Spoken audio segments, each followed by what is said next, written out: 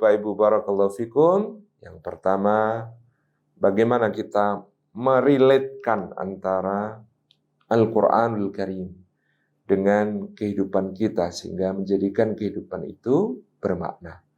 Salah satunya adalah untuk memahami bagaimana Al-Qur'an memperkokoh hidup kita, menguatkan hidup kita. Maka salah satu metode yang paling disarankan oleh para ulama untuk mempelajarinya adalah dengan mempelajari kisah-kisah dalam Al-Qur'an dan mentadabburinya. Karena Quran menjadikan kisah-kisah yang ada di dalamnya sebagai refleksi yang sangat kuat asarnya bagi kita. Semua bentuk ujian yang kita alami dalam kehidupan ini, maka di dalam Al-Quran terkandung dosis ekstrimnya yang berhasil dilewati oleh para pelakunya, pelaku sejarahnya. Secinta-cintanya kita kepada keluarga, pasti ujian kita di bawah level ujian Nabi Ibrahim dan keluarganya. Maka kita bisa membaca kisah Nabi Ibrahim, menghayati, menempatkan diri kita pada posisi beliau-beliau, baik Siti Hajar, ataupun Ismail, ataupun Ibrahim. Lalu menemukan betapa yang kita mungkin alami ujian terkait keluarga kita, belum ada apa-apanya, dan dengan itu kita bisa belajar seperti apa memasrahkan semua kepada Allah.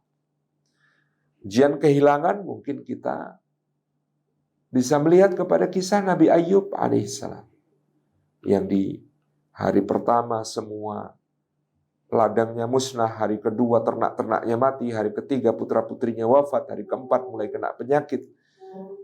Yang bertubi-tubinya seperti itu.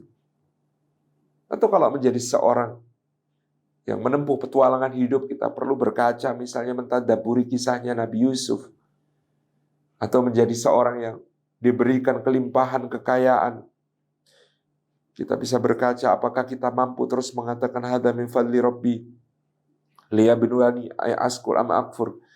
Ini adalah karunia Allah untuk menguji aku, apakah aku syukur atau kufur, seperti yang dialami oleh Nabi Sulaiman alaihissalam dan berbagai aspek yang lain, peristiwa yang lain. Ini tentu akan menjadi sebuah hal yang akan menguatkan kita. Maka memang kisah-kisah dalam Al-Quran itu kata Allah, linutsabbita bihi fuadak, yang dengannya kami hendak meneguhkan hatimu.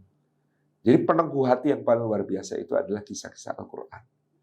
Jadi Bapak Ibu, langkah pertama kalau kita ingin menjadikan Quran sebagai inspirasi dan sebagai refleksi hidup kita, kisah-kisah Al-Quran.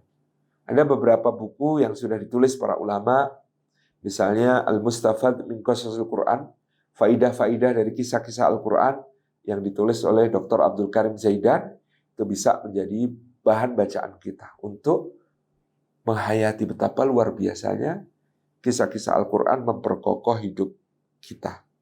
Demikian, barakallahu fiikum.